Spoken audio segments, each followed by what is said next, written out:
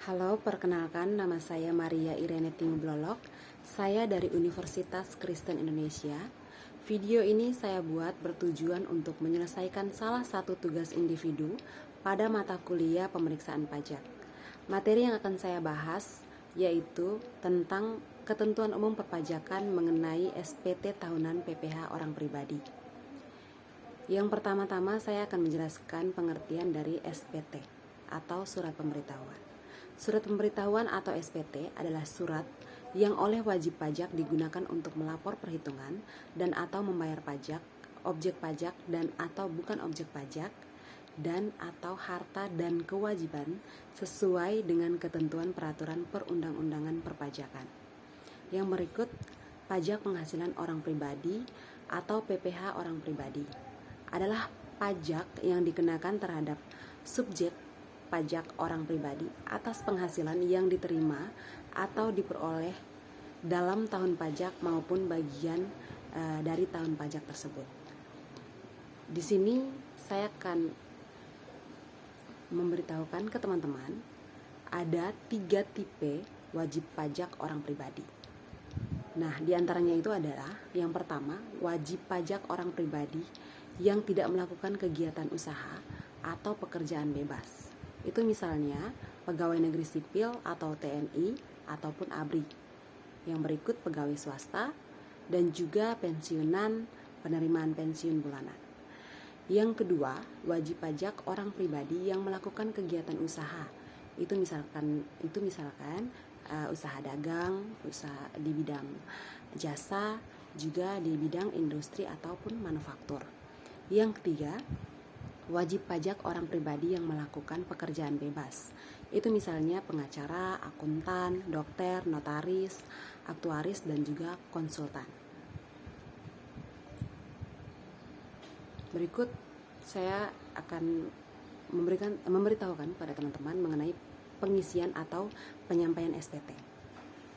Setiap wajib pajak wajib mengisi surat pemberitahuan dengan benar, lengkap, dan juga jelas dalam bahasa Indonesia dengan menggunakan huruf Latin, angka Arab, satuan mata uang rupiah, dan juga menandatangani serta menyampaikan ke kantor Direktorat Jenderal Pajak tempat wajib pajak terdaftar atau dikukuhkan atau tempat lain yang ditetapkan oleh Direktorat Jenderal Pajak. Wajib pajak yang mendapat izin Menteri Keuangan untuk menyelenggarakan pembukuan dengan menggunakan bahasa asing dan mata uang selain rupiah wajib menyampaikan SPT dalam bahasa Indonesia dan mata uang selain rupiah yang diizinkan. Berikut fungsi dari SPT. Yang pertama, wajib pajak PPh.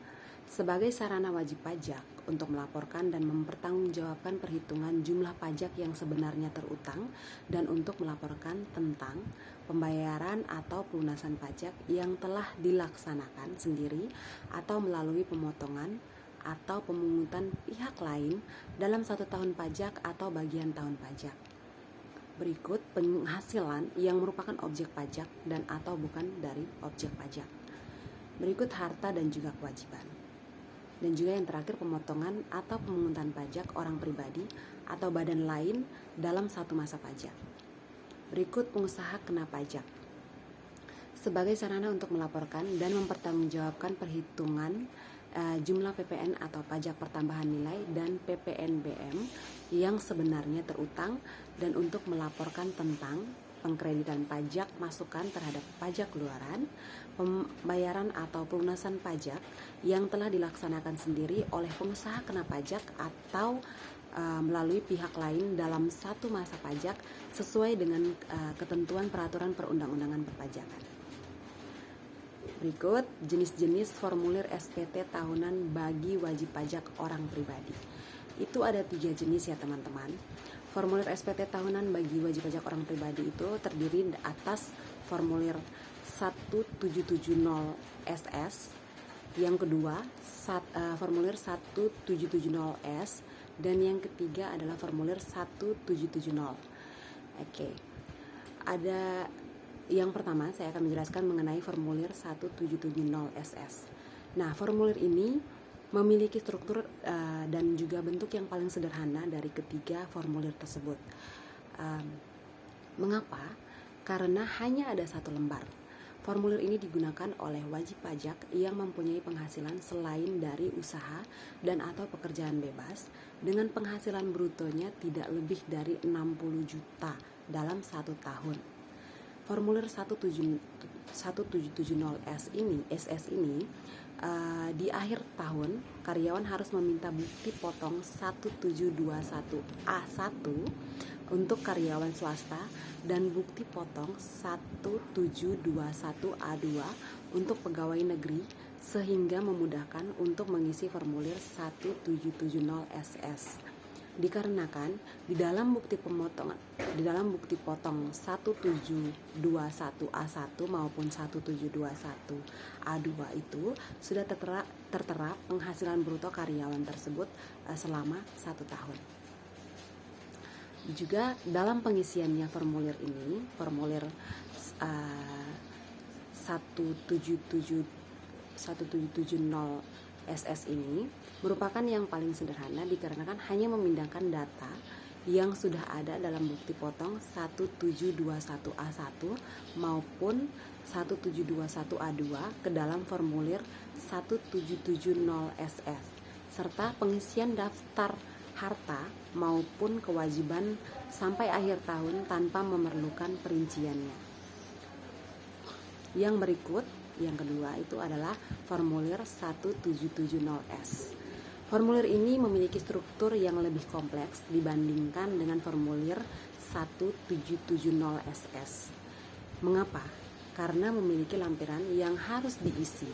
Nah, formulir ini diperuntukkan bagi yang pertama, wajib pajak orang pribadi yang memperoleh penghasilan lebih dari 1 tahun pemberian kerja atau yang penghasilan brutonya sama dengan atau lebih besar dari 60 juta per tahun. Itu beda ya teman-teman dari formulir 1770SS. Itu penghasilan brutonya adalah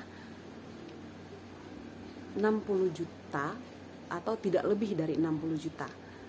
Oke, yang kedua, memperoleh penghasilan dalam negeri lainnya.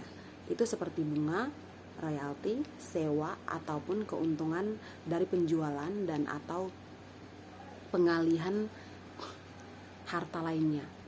Dan yang terakhir adalah memiliki penghasilan yang dikenakan PPh final dan atau bersifat final seperti bunga, deposito SBI, dan lain sebagainya. Pada formulir 1770S ini, formulir ini digunakan untuk karyawan yang penghasilan brutonya sama dengan atau lebih besar dari 60 juta per tahun seperti yang saya jelaskan tadi. Karyawan yang mengisi formulir 1770S ini juga diwajibkan untuk meminta bukti potong 1721A1 maupun 1721A2 sama seperti formulir 1770SS tadi. Memperoleh penghasilan yang bukan termasuk objek pajak, itu seperti hibah atau warisan, bantuan atau sumbangan, klaim asuransi kesehatan, beasiswa, dan juga lain sebagainya. Bagi wajib pajak yang menggunakan formulir 1770S dalam penyampaian SPT tahunannya, diwajibkan untuk mengisi lampiran-lampirannya. Itu seperti data penghasilan, daftar harta dan atau kewajiban, bukti potong, daftar anggota keluarga. Yang terakhir adalah formulir 1770. Nah, formulir 1770 ini diperuntukkan bagi yang pertama, wajib pajak orang pribadi yang memperoleh penghasilan dari usahanya sendiri. Misalnya usaha pertokoan, salon, warung, dan juga lain sebagainya. Dari pekerjaan bebas, misalnya dokter, notaris, petugas dinas asuransi, dan juga lain-lain. Wajib pajak yang memperoleh penghasilan dari satu atau lebih pemberi kerja. Yang berikut memiliki penghasilan yang dikenakan PPh final dan atau bersifat final. Wajib pajak yang memiliki penghasilan dalam negeri lainnya, itu seperti bunga, royalti, sewa, ataupun keuntungan dari penjualan dan atau pengalihan harta lainnya. Dan yang terakhir adalah wajib pajak yang dan memperoleh penghasilan dari luar negeri. Berikut mengenai ketentuan tentang pengisian SPT. SPT wajib diisi secara benar, lengkap, jelas, harus ditandatangani dalam hal SPT ini diisi dan ditandatangani oleh orang lain, bukan wajib pajak ya teman-teman. Jadi harus dilampiri surat kuasa khusus untuk wajib pajak badan. SPT harus ditandatangani oleh pengurus atau direksi. Yang berikut mengenai ketentuan tentang penyampaian SPT.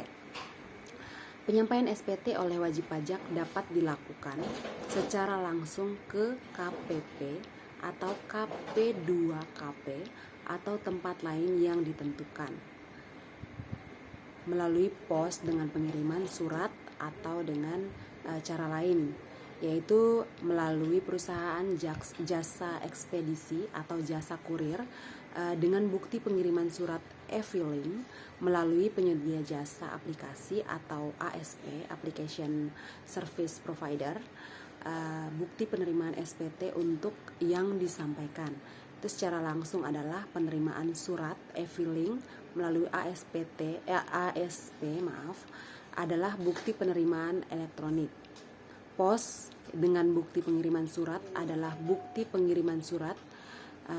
Juga perusahaan jasa ekspedisi atau jasa kurir dengan adalah tanda penerimaan surat. Juga ada batas waktu penyampaiannya. SPT masa paling lama 20 hari setelah akhir masa pajak, kecuali untuk SPT masa PPh pasal 22, PPN dan PPNBM yang dipungut oleh Direktorat Jenderal Bea dan Cukai, yaitu secara mingguan. Itu paling lama pada hari kerja terakhir hari Minggu, itu terakhir di minggu berikutnya. Dan SPT masa PPh pasal 22, pajak pertambahan nilai dan PPNBM yang dipungut oleh bendahara paling lama 14 hari setelah masa pajak berakhir. Dan SPT masa PPN paling lama akhir bulan berikutnya setelah berakhirnya masa pajak. Untuk wajib pajak dengan kriteria tertentu yang melaporkan beberapa masa pajak dalam satu SPT masa paling lama 20 hari setelah berakhirnya masa pajak terakhir. Berikut penyampaian SPT melalui elektronik atau e-filing. Wajib pajak dapat menyampaikan surat pemberitahuan secara elektronik atau e-filing melalui perusahaan ASP yang ditunjuk oleh Direktur Jenderal Pajak. Wajib pajak yang telah menyampaikan surat pemberitahuan secara elektronik atau e-filing tadi wajib menyampaikan induk surat pemberitahuan yang memuat tanda tangan basah dan surat setoran pajak. Itu bila ada ya teman-teman. Kalau tidak ada tidak diperlukan. Serta bukti penerimaan secara elektronik ke kantor pelayanan pajak tempat wajib pajak terdaftar melalui kantor pos secara tercatat atau disampaikan langsung paling lama 14 hari sejak tanggal penyampaian surat pemberitahuan secara elektronik. Penyampaian surat pemberitahuan secara elektronik dapat dilakukan selama 24 jam sehari dan 7 hari seminggu. Surat pemberitahuan yang disampaikan secara elektronik pada akhir batas waktu penyampaian surat pemberitahuan yang jatuh pada hari libur itu dianggap disampaikan tepat waktu. Yang berikut perpanjangan waktu penyampaian SPT tahunan. Apabila wajib pajak baik orang pribadi maupun badan ternyata tidak dapat menyampaikan surat pemberitahuan dalam jangka waktu yang telah ditetapkan karena luasnya kegiatan usaha dan juga masalah-masalah teknis, penyusunan laporan keuangan atau sebab lainnya sehingga mereka sulit untuk memenuhi batas waktu penyelesaian dan memerlukan kelonggaran dari batas waktu yang telah ditentukan itu, wajib pajak dapat memperpanjang penyampaian SPT tahunan pajak penghasilan dengan cara menyampaikan pemberitahuan secara tertulis atau dengan cara lain Misalnya, pemberitahuan secara elektronik kepada Direktur Jenderal Pajak, pemberitahuan perpanjangan penyampaian SPT tahunan pada penghasilan harus disertai dengan perhitungan sementara pajak yang terutang dalam 1 tahun dan surat setoran pajak sebagai bukti pelunasan kekurangan pembayaran pajak yang terutang dan disampaikan sebelum batas waktu penyampaian berakhir. Yang berikut sanksi tidak atau terlambat menyampaikan SPT.